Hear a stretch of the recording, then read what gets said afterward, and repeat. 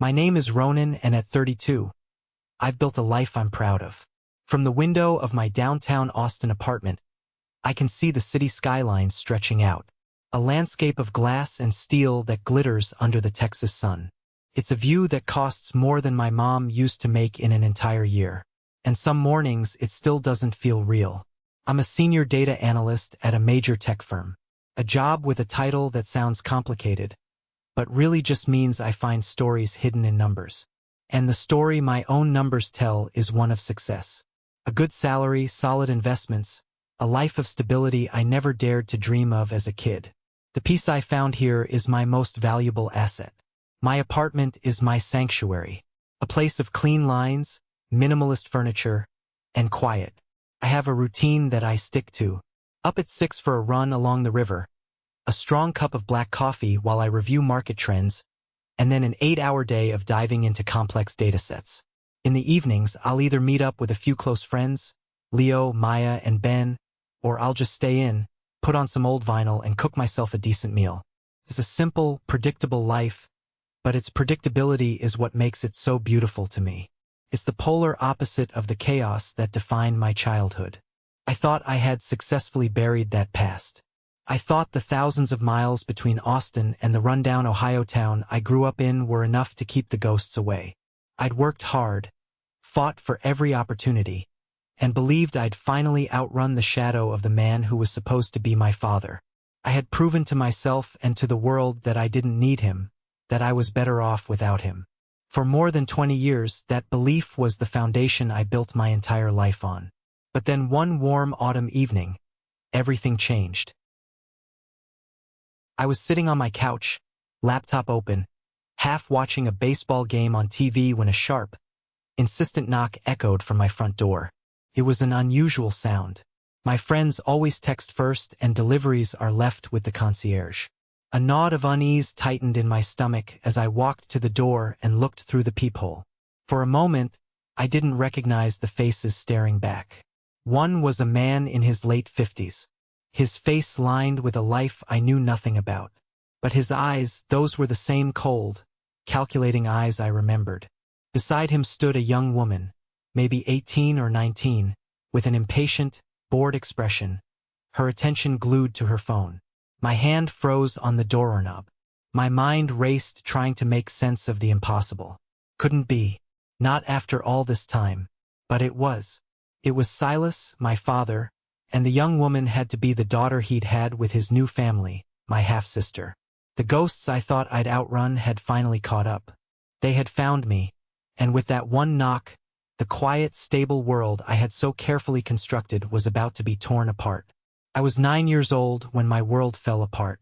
We were living in a small, perpetually damp rental house in Ohio, the kind with windows that rattled every time a truck drove by. My mom worked at a local diner, and my dad, Silas, did odd jobs, never holding one for more than a few months.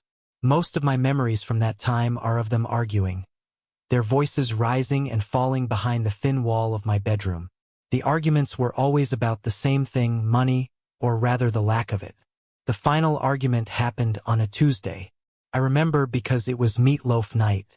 I was in my room trying to finish my math homework, but their shouting was too loud to ignore. It was different this time, sharper, more final. I heard my mom's voice pleading, then cracking with tears. Then I heard the slam of a closet door and the heavy thud of a suitcase being thrown on the floor. I crept out of my room and peeked around the corner. Silas was standing by the front door with a worn-out duffel bag at his feet. My mom was standing in the middle of the living room, her arms wrapped around herself as if she was holding her body together. "You can't just leave Silas," she whispered, her voice raw. "What are we going to do?" He didn't even look at her. He just scoffed a bitter, ugly sound. "That's your problem now. I'm done. I'm done with this pathetic life. Done with this town and done with you." He turned his head slightly, and his eyes met mine for a fraction of a second. There was no sadness in them, no regret, just a cold, hard emptiness. Then he turned, opened the door, and walked out without another word. The sound of the door clicking shut was the loudest sound I had ever heard. The official end of my childhood. The silence that followed was heavy and suffocating. My mom stood frozen for a long time before she finally crumpled onto the worn-out floral couch, her shoulders shaking with sobs that made no sound. I didn't know what to do, so I just walked over and put my small hand on her back. Later that night, after I had cried myself to sleep, I woke up thirsty. I tiptoed to the kitchen, trying not to wake my mom, who had passed out from exhaustion on the couch. As I got a glass of water, I noticed the kitchen cupboard was slightly ajar. The one where my mom kept her emergency tin. It was an old coffee can where she'd stash away any spare dollars she got from tips at the diner. She called it our rainy day fund. Curiosity got the better of me. I pulled a chair over, climbed up, and reached for the tin. Felt light, too light. I pulled off the plastic lid. It was empty. Every last dollar was gone. A cold dread washed over me. A realization that was too heavy for a 9-year-old to bear. He hadn't just left us. He had robbed us. He had taken the last little bit of security we had in the world and walked out the door with it, leaving us with nothing but the echo of his cruelty. That night, I learned a lesson that would shape the rest of my life. You can't depend on anyone but yourself. The weeks after Silas left were a blur of confusion and fear. With our emergency money gone, things got desperate fast. The landlord started knocking on our door, his voice getting louder each time. The electricity was shut off twice. I remember doing my homework by candlelight, the flickering flame making shadows dance on the page. My mom seemed to age a decade in a month. The light in her eyes dimmed, replaced by a constant, weary anxiety. But she never broke. Not in front of me anyway. She took on a second job, cleaning offices late at night after her shift at the diner.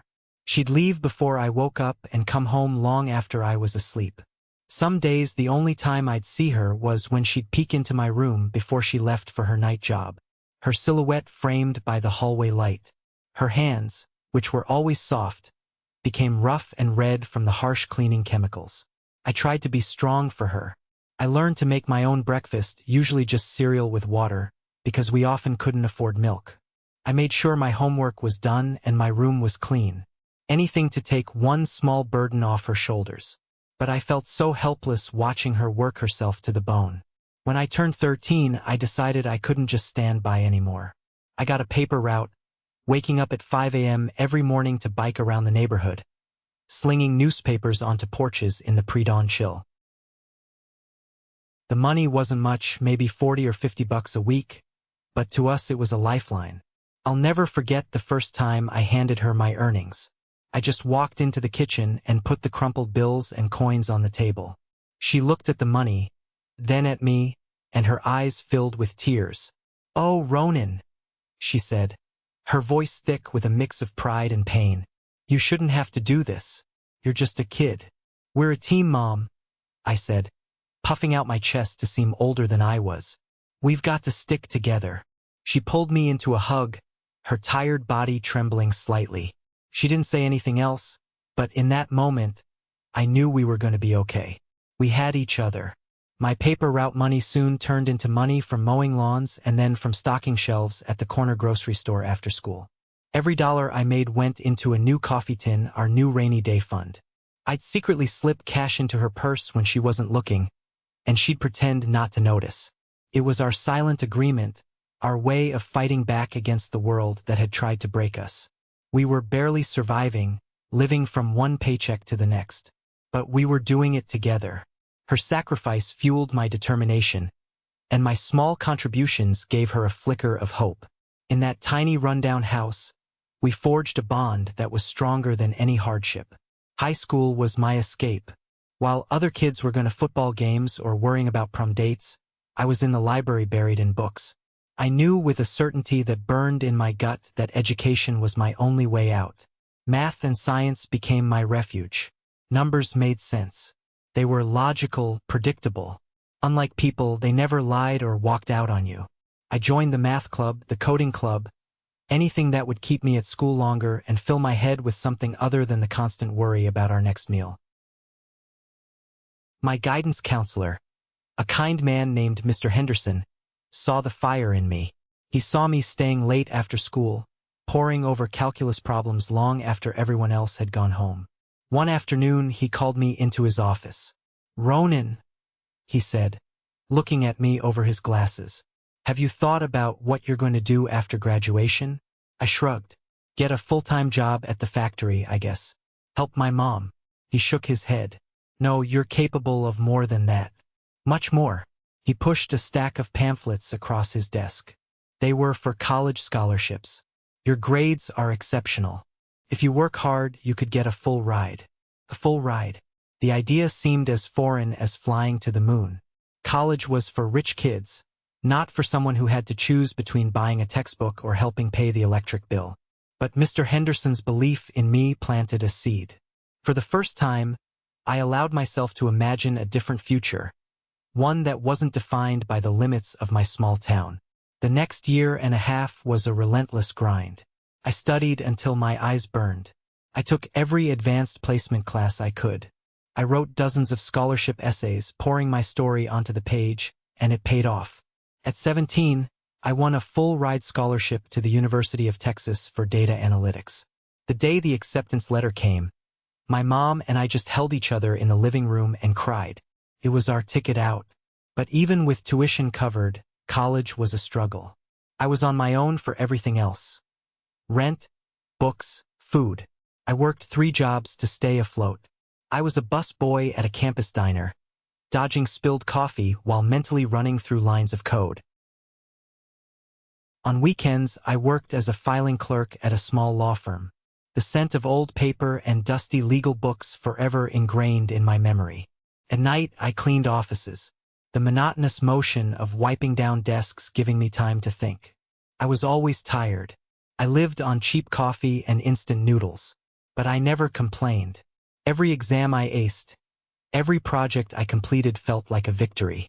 It was proof that I was more than my past. I was the architect of my own future, and I was building it one grueling, exhausting step at a time. Graduating from college felt like breaking the surface after holding my breath for 4 years. I had my degree, a stack of academic awards, and most importantly, a job offer from a tech company in Austin. Moving there was like stepping into another dimension. The energy of the city, its booming tech scene, it was everything my old life wasn't. It was a fresh start, a clean slate. I started as a junior analyst, the lowest rung on the ladder. But I was hungry. I remembered the feeling of an empty stomach, the chill of a house with no heat. That memory was my fuel. I poured everything I had into my work. I was the first one in the office and the last one to leave. I took on the projects nobody else wanted. I studied on weekends, constantly improving my skills. Within 5 years, I had climbed the ladder to a senior role, leading my own team and earning a salary that felt like a lottery win compared to my childhood. The promotion came with a significant pay raise, and the first thing I did was call my mom. As soon as my income stabilized, I started sending money home. At first, it was $500 a month, then $1,000. I wanted to give my mom a piece she had never had. I wanted her to stop worrying about the next bill, the next rent payment. I'll never forget the day I bought her a house. It wasn't huge, just a small 2-bedroom cottage with a garden in the back. In a quiet neighborhood a few towns over from where we used to live, I flew back to Ohio to surprise her. I pulled up to her cramped apartment building and told her I wanted to take her for a drive. When we arrived in front of the little blue house with the white picket fence, she just looked at me confused. "It's beautiful, Ronan," she said. "Whose house is this?" I pulled a key out of my pocket and pressed it into her hand. "It's yours, Mom." The look on her face was something I will cherish for the rest of my life.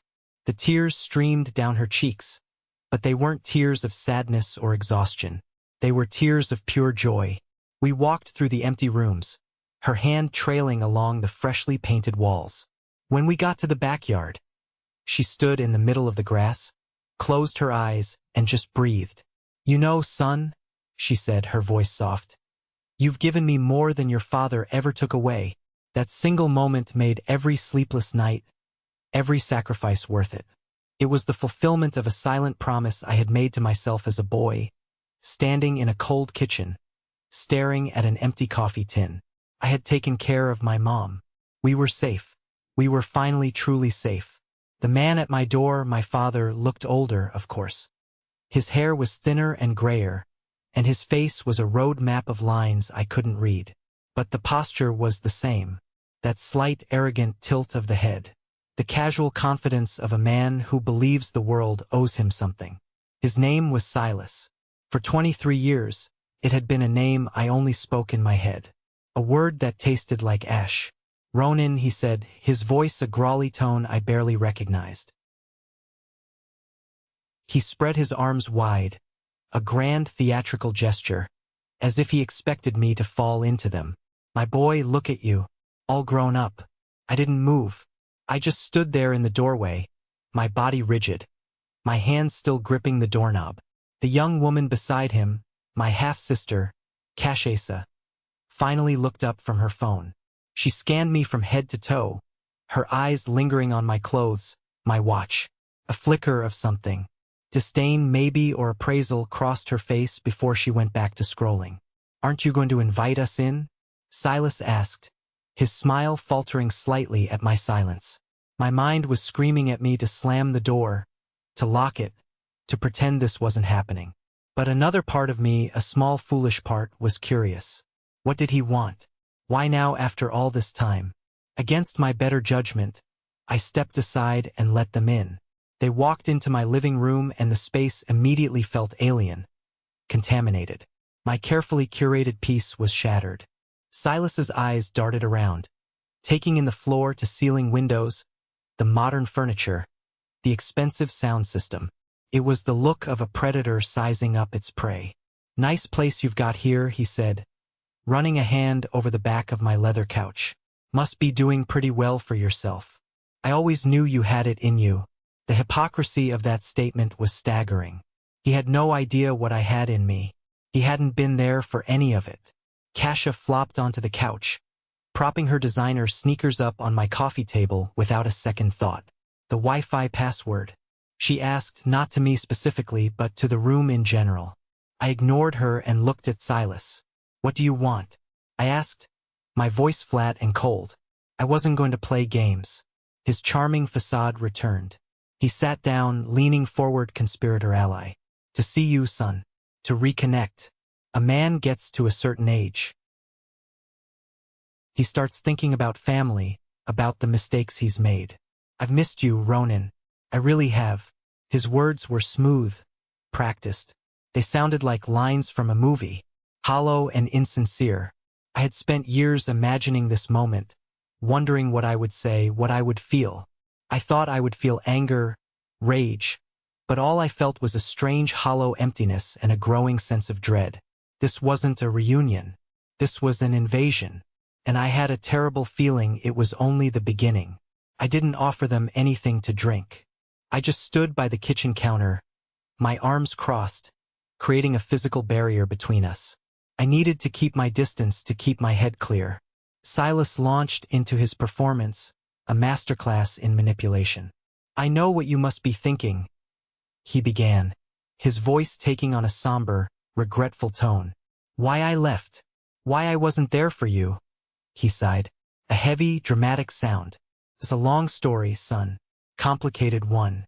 Your mother and I, we just weren't right for each other. And the truth is, I was sick." My eyes narrowed. "Sick. Very sick," he said, nodding gravely. He coughed, a dry, deliberate little hack into his fist. "The doctors, they didn't think I had long. A rare heart condition. I didn't want you to see me waste away. I thought it would be easier for you if I just disappeared. It was the hardest thing I've ever had to do, leaving you and your mother. It broke me." He painted a picture of a tragic, self-sacrificing hero, a man who had walked away from his family for their own good.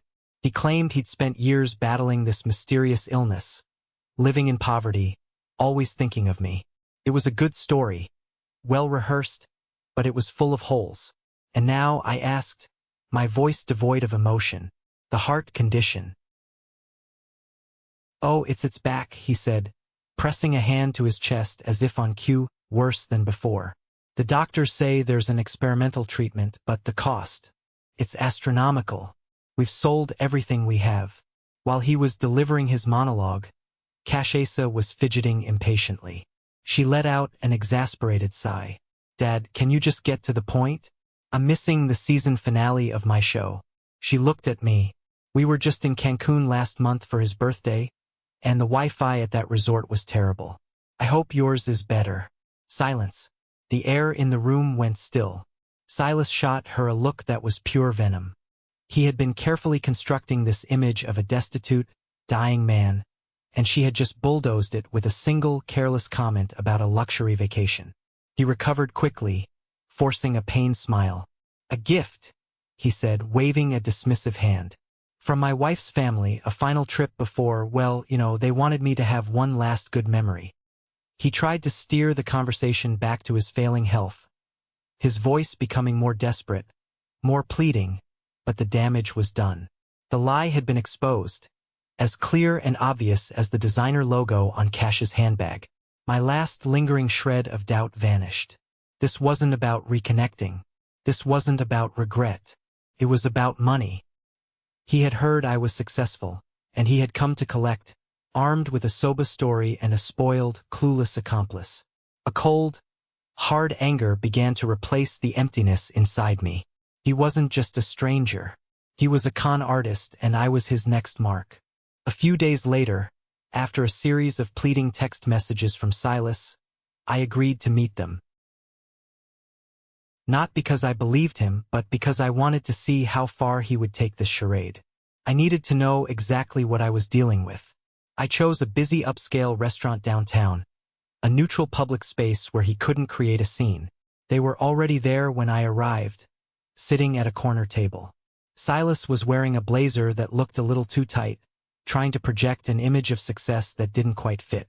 Kasha was on her phone as usual, a bored expression on her face. I sat down and skipped the small talk. You said you wanted to talk, so talk. Silas's smile was oily, straight to business. I like that. You get that from me, He leaned forward, lowering his voice. Ronan, as I told you, I'm in a desperate situation. The medical bills are piling up. I wouldn't ask if there was any other way, but you're my only hope. How much? I asked. He took a deep breath as if steeling himself. The treatment costs $80,000. $80,000. The number just hung in the air between us. It was a staggering amount, said with such casual entitlement, it took my breath away. Before I could even process it, Kasha chimed in, not even bothering to look up from her phone. And I need a car, she said. I'm starting college in the spring, and I can't be seen taking the bus. Something decent like a Lexus, and my college fund is looking a little light, too. I stared at her, then back at Silas, my disbelief turning into a cold fury. They weren't even trying to be subtle. This was a shakedown, pure and simple. So, let me get this straight, I said, my voice dangerously quiet. You want $80,000 for a fake medical treatment, plus a luxury car and college tuition for your daughter, who I've known for all of 5 minutes. Silas's facade of the desperate father began to crack. His eyes hardened. It's not a fake treatment, and she's your sister. This is what family does.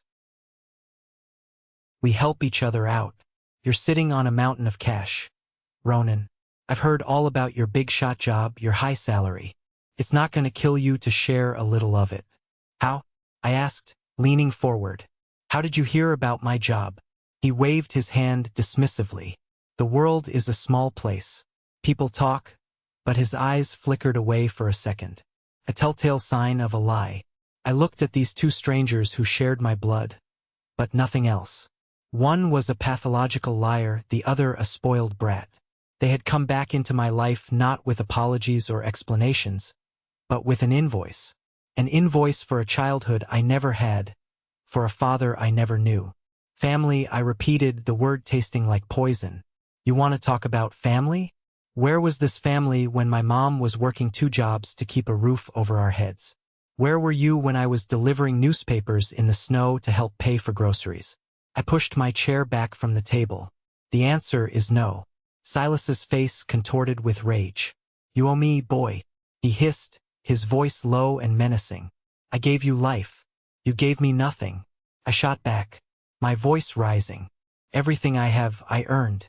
In spite of you, not because of you. I threw a $100 bill on the table to cover their meal. Consider this my final contribution to the family. Don't contact me again. I walked out of that restaurant with my heart pounding in my chest. It was a strange mix of anger, disgust, and a bizarre sense of relief. The final definitive confirmation that Silas hadn't changed at all was liberating in a way.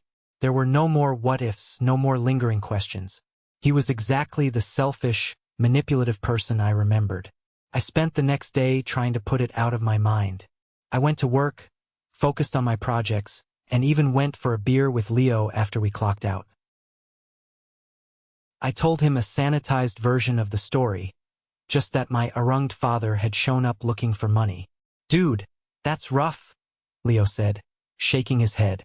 "Some people have no shame. Just cut him off. You don't owe him anything."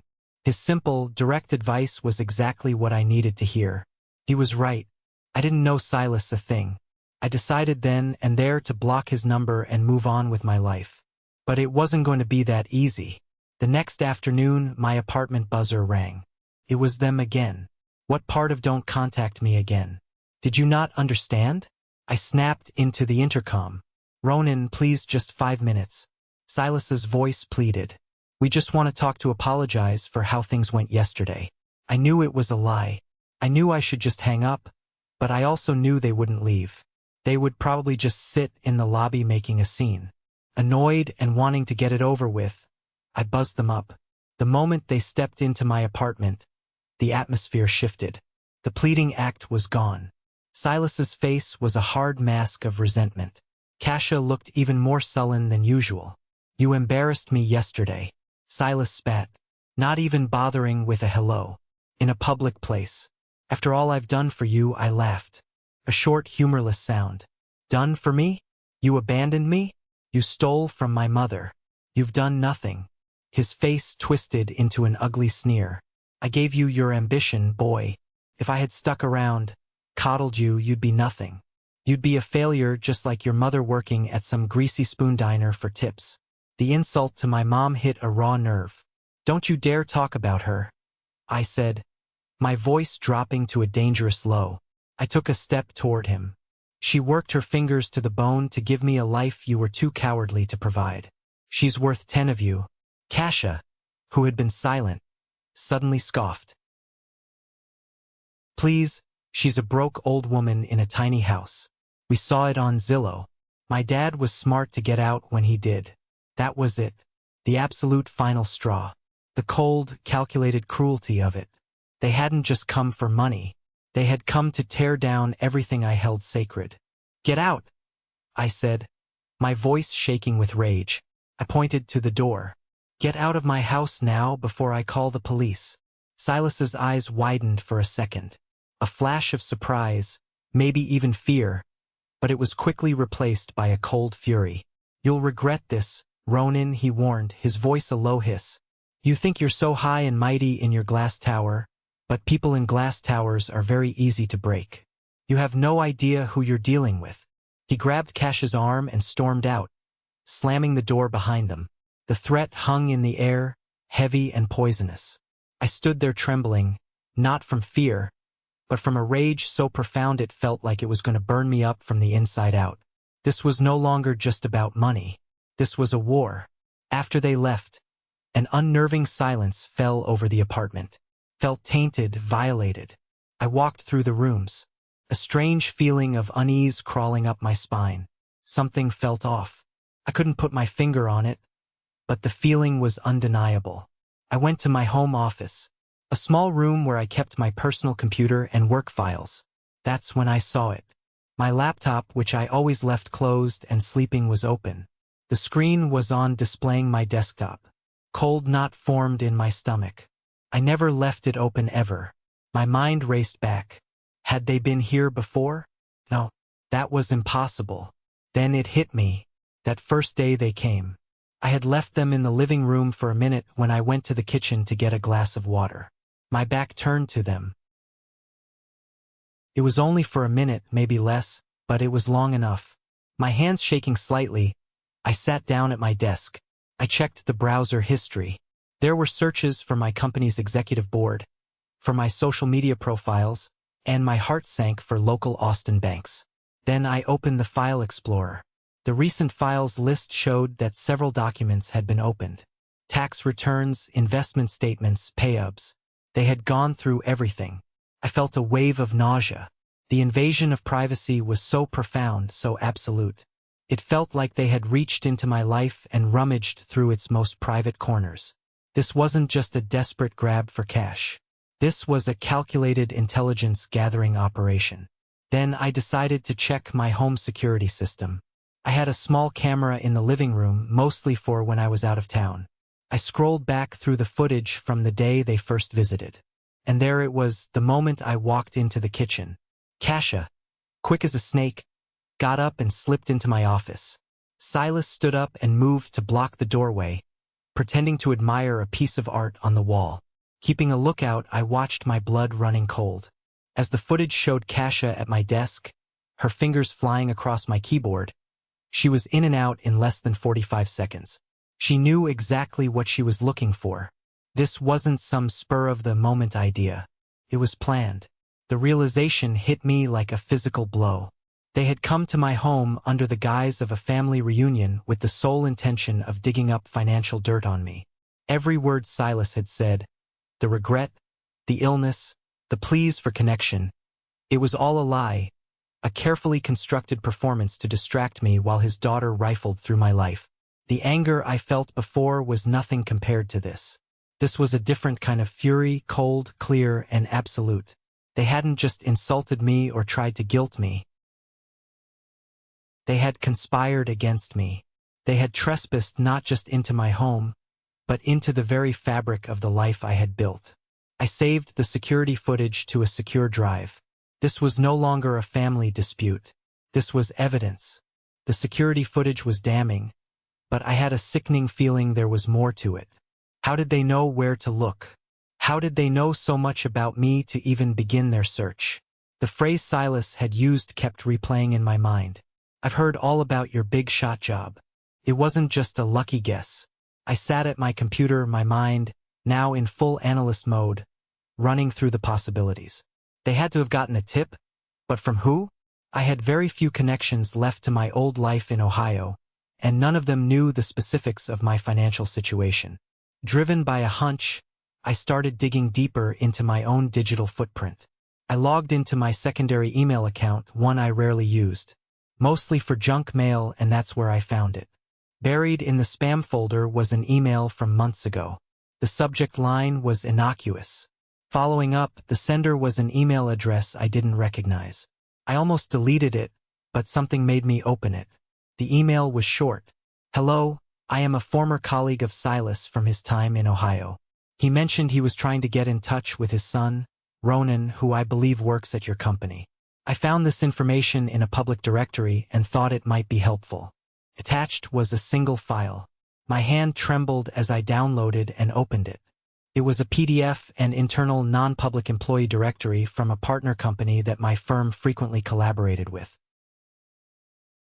And there on page 27 was my name, my job title, and my estimated salary band. I felt the air leave my lungs. This wasn't a random occurrence. Silas had been planning this for months.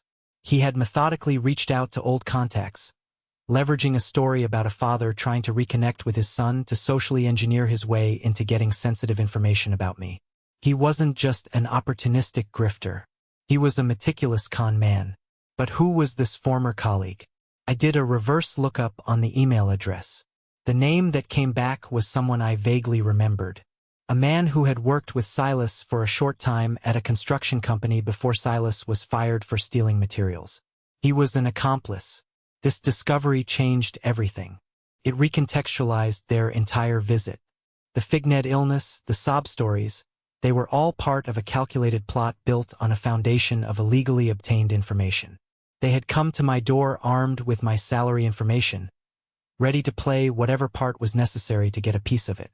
I felt a profound sense of violation, far deeper than just having my files looked at. My success, something I had worked so hard for, had been turned into a target on my back. Silas hadn't just found me by chance. He had hunted me down. I leaned back in my chair, the glow of the monitor illuminating the dark room. The anger was still there, a cold, hard stone in my gut. But now it was accompanied by something else. Clarity. I knew exactly what I was up to, Sandra, and I knew exactly what I had to do. I wasn't going to be a victim. I was going to fight back, and I was going to use the same tools they used against me, information and strategy. The next morning, I didn't go to work. I called in telling my boss I had a serious family emergency, which wasn't a lie. My first call was to my mom. I told her everything. Silas's reappearance, the lies, the financial demands, and the invasion of my privacy. Her reaction was a quiet, weary sadness. "I'm so sorry, Ronan," she whispered, her voice cracking. "I had hoped you would never have to see him again. He doesn't change. He only knows how to take." "It's not your fault, Mom," I said, my voice firm. "But I'm not going to let him do this. I'm going to handle it." My next call was to a lawyer. I didn't want some small-town family lawyer. I needed someone who understood harassment and cybercrime. I found a top-rated firm in Austin and scheduled an emergency consultation with a partner named Mr. Bennett. Mr. Bennett's office was on the 30th floor of a downtown skyscraper, a world away from the chaos of my life. He was a sharp, no-nonsense man in his 60s with eyes that seemed to see right through you.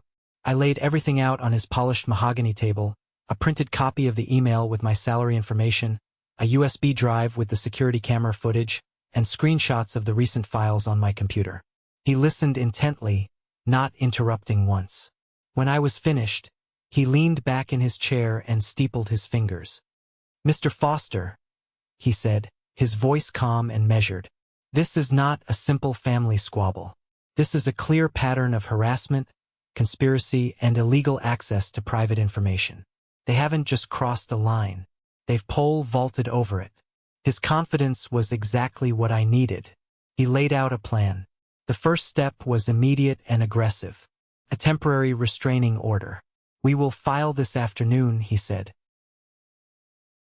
"Given your evidence, especially the video, a judge will almost certainly grant it. It will legally bar them from contacting you, coming near your home or your place of work." The process was draining. I had to write a detailed declaration, recounting every interaction, every threat. Felt like reliving the whole nightmare. But with Mr. Bennett guiding me, I got through it. 2 days later, we were in front of a judge. Silas and Casa were there looking bewildered and indignant. Silas tried to play the victim, telling the judge he was just a concerned father trying to see his son. Then Mr. Bennett played the security footage on a large screen in the courtroom. The video of Silas acting as a lookout while Casher rifled through my office. The courtroom was silent. Silas's face went pale. The judge didn't hesitate. He granted the temporary restraining order and set a date for a hearing to make it permanent. As we left the courthouse, Silas glared at me, his eyes filled with a venomous hatred. He didn't say a word, but his expression was clear. This wasn't over. I felt a sense of relief, but it was fragile. The restraining order was a piece of paper, a legal shield. But I knew it wouldn't stop a man like Silas. It would only make him angrier and more determined. I had built a fortress of laws around me, but I had a feeling the war was just beginning. For a few weeks, there was silence. Blessed, wonderful silence. The permanent restraining order was granted without a hitch. Silas and Casher didn't even show up for the final hearing. I started to relax. I changed the locks on my apartment, upgraded my security system, and put flags on all my financial accounts. I thought I had successfully excised them from my life like a surgeon removing a tumor. I thought I had one. I was wrong. The attack, when it came, was from a direction I never expected. It wasn't aimed at my wallet. It was aimed at my entire life. Started subtly. A project I was leading at work suddenly hit a snag with another department. A colleague I was friendly with started acting distant, avoiding eye contact in the hallway. Then my boss, a man named Frank, who had always been my biggest supporter, called me into his office for an unscheduled check-in. The mood was tense. Frank, who was usually relaxed and open, seemed uncomfortable. He shifted papers around on his desk, avoiding my gaze. "Ronan," he began, his voice formal. "We've received some concerning correspondence regarding your employment here." My blood ran cold. "Correspondence? What are you talking about?" He slid a piece of paper across the desk. It was a print out of an anonymous email. I read the first few lines and my stomach dropped. The email was a work of fiction, a masterpiece of malicious slander. It claimed that I had falsified credentials on my resume. It alleged that I had a history of unstable behavior and had been fired from a previous job for corporate espionage. Painted me as a dangerous fraud, a liability to the company. "There have been several of these," Frank said, his voice heavy, "sent to various members of the senior leadership team and HR, all from different anonymous accounts." I was speechless. My mind was reeling, but I knew with absolute certainty who was behind this. Silas. This was his revenge. He couldn't get my money, so he was trying to destroy my career, the very foundation of the life I had built. His threat in my apartment echoed in my ears. People in glass towers are very easy to break. "Frank, this is all lies," I said, my voice shaking with a mixture of rage and panic. "This is my arrunged father. I have a restraining order against him. He's doing this to retaliate." Frank held up a hand.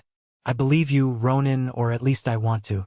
You've been an exemplary employee, but you have to understand our position. These are serious allegations. We have to investigate. According to company policy, until this is resolved, I have to place you on paid administrative leave." Administrative leave? The words felt like a punch to the gut. It was a corporate purgatory. I was being sent home sidelined while the company investigated these baseless claims. I had to hand over my company laptop and my security badge. As I walked out of the building carrying my personal belongings in a cardboard box like a common criminal, I felt the eyes of my colleagues on me. In a matter of days, Silas had turned my sanctuary into a prison and my reputation into dust. I drove home in a daze. The legal fortress I had built was useless against this kind of attack. How do you fight a ghost? How do you disprove a lie that's spreading like poison? He had found my greatest vulnerability. He knew my career was everything to me and he was trying to burn it to the ground. I sat in my silent apartment, the city lights twinkling outside. And for the first time in a very long time, I felt utterly hopelessly defeated. The first 48 hours of my administrative leave were some of the darkest of my life. I paced my apartment like a caged animal, a storm of fury and helplessness raging inside me. I felt powerless. Silas was a phantom, hiding behind anonymous email addresses, and I was stuck in limbo, unable to defend myself. My friends called, but I ignored them. My mom called and I gave her a vague, reassuring answer, not wanting her to worry. I just sat in the dark, the silence of my apartment a mocking reminder of my isolation. Then on the third day something shifted. I was staring at my personal laptop. The one cache had snooped on when a spark of an idea ignited in the darkness. I was a data analyst. My entire career was built on finding patterns, uncovering truths, and tracing information to its source. Why was I sitting here like a victim when I had the skills to fight back? Silas thought he was being clever using anonymous accounts, but the digital world always leaves footprints. Always. A new kind of energy surged through me. Not the hot rage of before, but a cold, focused determination. I turned my apartment into a command center. I brewed a large pot of coffee, put on some instrumental music to help me focus, and got to work. My company had, for legal reasons, provided me with copies of the anonymous emails. That was my starting point. I began by analyzing the email headers. To a normal person, it's just a block of technical gibberish. To me, it was a treasure map. I started tracing the path each email took through the internet servers. Most of the early ones were sent through common VPNs, masking their true origin. He was covering his tracks. But then I found a mistake. One of the later emails, one sent in a fit of anger perhaps, had a less secure origin. The header contained a real unmasked IP address. An IP address is a unique identifier for an internet connection, like a digital fingerprint. I ran the IP address through a geolocation database. The result popped up on my screen. A small independent coffee shop called The Daily Grind in a town just outside of Houston where I knew Silas was living. It was a lead, but it wasn't enough. An IP address from a public place could belong to anyone. I needed to connect it directly to him or Kasha. I started thinking about his accomplice, his daughter. Kasha was young, arrogant, and lived her life online. I found her public social media profiles easily. Her Instagram was a curated feed of selfies, expensive meals, and complaints about being bored. I started meticulously scrolling through months of her posts, referencing the dates and times with the emails my company had received. And then I found it, a post from 3 weeks ago. It was a selfie of her holding a ridiculously overpriced latte, pouting at the camera. The caption read, "Stuck running errands with my dad. So boring. At least the coffee here is decent." I checked the timestamp of the post. It was sent at 2:17 p.m. on a Tuesday. I checked the timestamp on the email with the unmasked IP address. It was sent at 2:23 p.m. on the same Tuesday from the same coffee shop. I zoomed in on the photo. In the reflection of her sunglasses, faint but unmistakable, was the image of a man sitting across from her, hunched over a laptop. A man with thinning gray hair wearing a familiar-looking blazer. Silas. My heart hammered against my ribs. I had them. It was the digital smoking gun. It was concrete, irrefutable proof that linked them directly to the slander campaign. He thought he was a ghost, but he had no idea. I wasn't just going to clear my name. I was going to bury him with the truth. Armed with my evidence, I called Mr. Bennett. When I explained what I had found, there was a long pause on the other end of the line. "Ronan," he finally said, a note of genuine admiration in his voice. "That's not just good work. That's brilliant. This changes everything. This is no longer just a case of harassment. It's defamation, legal, and tortious interference. We can destroy them with this." He suggested we sue them into oblivion. But I had a different idea. A lawsuit would be long, public, and messy.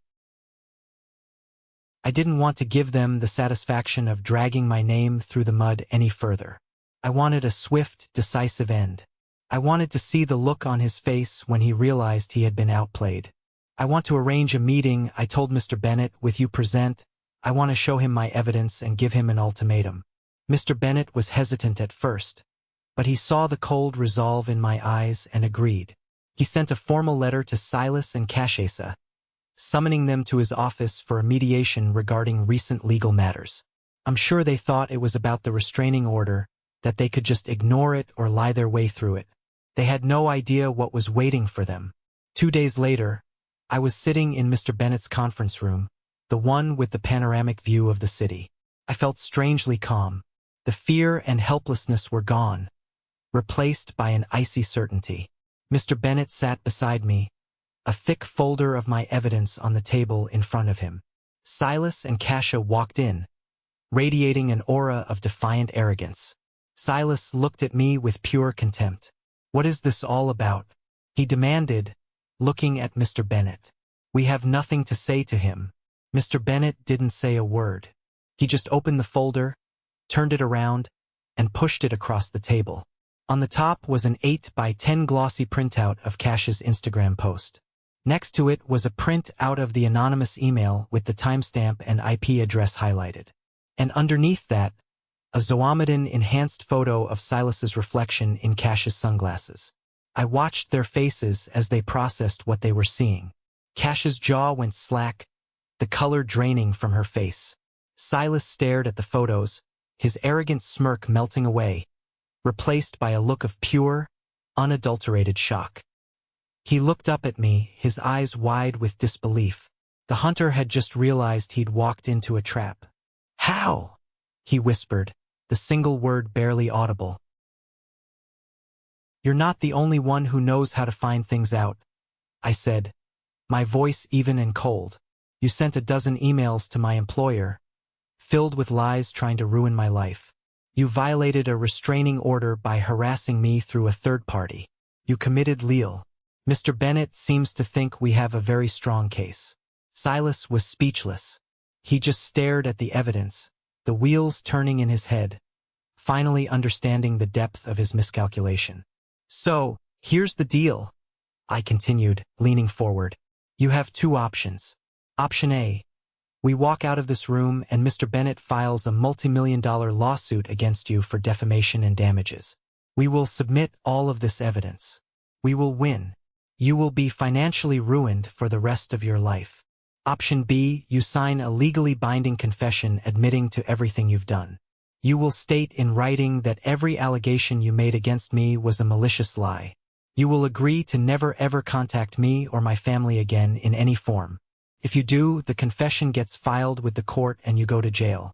You have 5 minutes to decide. I leaned back in my chair. The power in the room had shifted completely. For the first time in my life, I wasn't the victim. I was in control. The silence in that conference room was absolute. Silas just stared at the papers, his face a mask of disbelief and fury. He had been so sure of himself, so confident in his own cleverness. Now he was cornered, exposed, and powerless. Kasia was on the verge of tears, looking at her father as if seeing him for the first time. Not as a cunning mastermind, but as a pathetic failure who had dragged her into a disaster. This is blackmail, Silas finally croaked, his voice raspy. Mr. Bennett spoke for the first time, his tone like ice. No, sir. This is a settlement offer. Blackmail is what you do with lies. This is what we do with the truth. You have 3 minutes left. I could see the war raging in Silas's eyes. His pride was fighting against his instinct for self-preservation, but in the end, his cowardice won. He knew he was beaten. He knew I had him dead to rights with a hand that trembled with rage. He picked up the pen Mr. Bennett had placed on the table. "Where do I sign?" he muttered, the words tasting like defeat. He signed the confession. Kasia, sobbing quietly, signed as a witness. The document was a full admission of his slander campaign, a detailed account of his malicious lies, all designed to get me fired as revenge. It was his ultimate humiliation written and signed in his own hand. Mr. Bennett took the signed document and made a copy. He handed one to me. "It's done," he said. Silas and Kasia stood up to leave. Silas wouldn't look at me. As he walked past, he stopped for a moment. "You think you're so smart?" he hissed, his voice barely a whisper. "No," I replied, looking him straight in the eye. "I just learned from the best. You taught me that the world can be a cruel place. So, I learned how to be strong enough to face it. Goodbye, Silas." They walked out of the office and out of my life forever. I stood at the window holding the signed confession and looked out over the city. A massive weight I didn't even realize I had been carrying lifted from my shoulders. It was over. Truly over. The next day, I walked into my boss Frank's office and placed the signed confession on his desk. He read it, his eyes getting wider with every sentence. When he was done, he looked up at me, his face a mixture of shock and remorse. "Ronan, I am so sorry," he said. "We should have never doubted you." I was immediately reinstated. The company issued a formal apology, and 2 weeks later, as a further gesture of their confidence in me, they offered me a significant promotion, the one I had been working toward for the past year. Justice hadn't just been served. It had been delivered with interest. I had faced the ghosts of my past, fought them on my own terms and won. Thank you for staying with me until now. Please show your support by liking this video and typing 1 in the comments below. It lets me know that you've given me a like and are here with me on this journey. Your encouragement is a huge source of motivation. Comment number 1 below and stay with me as I continue my story. After the storm, there was calm, a kind of deep, profound peace I had never known before. The world seemed brighter, the air cleaner. With Silas and Kasia permanently out of my life, and my name cleared at work, I felt like I could finally truly breathe. The promotion was a turning point. It came with more responsibility and a new team to manage, which forced me to engage and connect with my colleagues in a way I hadn't before. The ordeal had strangely broken down the walls I had built around myself. My coworkers, having seen me vindicated, treated me with a new level of respect and warmth. The whispers and side glances were replaced with smiles and invitations to lunch. Leo, Maya, and Ben were of course overjoyed and threw me a small welcome back party at my apartment. We ordered pizza, drank cheap beer, and for the first time, I told them the whole unvarnished story. Seeing the unwavering support in my friends' eyes made me realize I wasn't as alone as I had always felt. But I knew that winning the battle wasn't the same as healing the wounds. The anger and resentment had subsided, but decades of hurt had left deep scars. On the recommendation of a trusted colleague, I started seeing a therapist, a thoughtful man named Dr. Alistair Finch. Our first few sessions were tough. I was used to bottling things up, to dealing with problems through logic and analysis. Talking about feelings felt foreign and uncomfortable. But Dr. Finch was patient. He helped me unpack the tangled mess of emotions left by my father's abandonment and his recent reappearance. You've spent your entire life in survival mode, Ronan. He told me in one session, you built armor to protect yourself as a child, and it served you well. But now you're safe. You don't need the armor anymore. It's time to learn how to put it down. Through months of work, I began to understand. I learned that my relentless drive for success wasn't just about ambition. It was about trying to prove my worth to a father who had made me feel worthless. I learned to separate my own value from my salary or my job title. I started to forgive the 9-year-old boy who couldn't stop his father from leaving. Inspired by my own journey, I decided to do something more. I used a portion of my promotion bonus to establish a small scholarship fund at my old high school. It was named after my mom, the Foster Opportunity Grant, dedicated to helping kids from low-income single-parent homes get a head start in college. It was my way of turning my pain into purpose, of ensuring that other kids who started with nothing knew that they weren't invisible. I was reclaiming my story, not as a tragedy of abandonment, but as a testament to resilience. And for the first time, I felt truly free. About a year after the final confrontation, I got an unexpected phone call. It was from a number I didn't recognize with an Ohio area code. I almost didn't answer, but curiosity won. Ronan. A hesitant voice on the other end said, "It's Orson, your uncle, Silas's younger brother." I hadn't spoken to my Uncle Orson in over 20 years. He was a quiet, decent man who had always been overshadowed by his domineering older brother. We had exchanged a few Christmas cards after Silas left, but we had eventually lost touch. "Uncle Orson," I said surprised. "It's been a long time. Is everything okay?" There was a heavy sigh on the other end of the line. "Not really, son. Not for Silas, anyway. I thought you should know." He proceeded to tell me what had happened after Silas and Kasia had left Mr. Bennett's office in disgrace. Their world had completely unraveled. Silas's second wife, Kasia's mother, was a woman who valued appearances and money above all else. When she found out about his failed scheme and the legal trouble he was in, she was furious. Not because he had been cruel or dishonest, but because he had failed. He was no longer an asset. He was a liability. She filed for divorce and threw him out of the house. Kasia, who had been raised in a world of privilege and entitlement, had no loyalty to a father who could no longer fund her lifestyle. According to Orson, she had sided with her mother during the divorce, securing her own financial future and cutting Silas off completely. She had dropped out of college and was now living off her mother's settlement, posting photos from yachts and exclusive clubs without a single mention of her father. "And Silas?"